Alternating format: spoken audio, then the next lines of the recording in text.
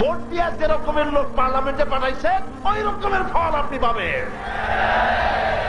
এই জন্য দিনদার ইমানদার আলেম তাদেরকে পার্লামেন্টে পাঠান, যাতে কোরআনের রাজ কায়েম হয়ে যায়। এবার শুনুন রাসূলুল্লাহ কি বলছেন। আল্লাহ নবী বলছেন, ফাওয়াল্লাযী নাফসি বিয়াদিহি, ওই আল্লাহর কসম করি যার দস্তে কুদরতে, যার হাতের মুঠায় মুহাম্মদ সাল্লাল্লাহু আলাইহি ওয়াসাল্লামের জীবন,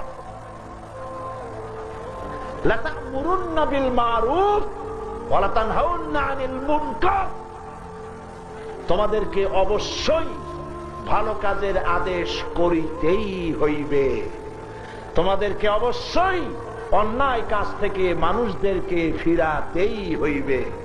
আও লা ইসাল্লিতান্নাল্লাহু আলাইকুম সুলতানান জালিমান, যদি তোমরা এই কাজটা না করো তাহলে তোমাদের উপরে জালেম শাসক আল্লাহ চড়াই দিবেন,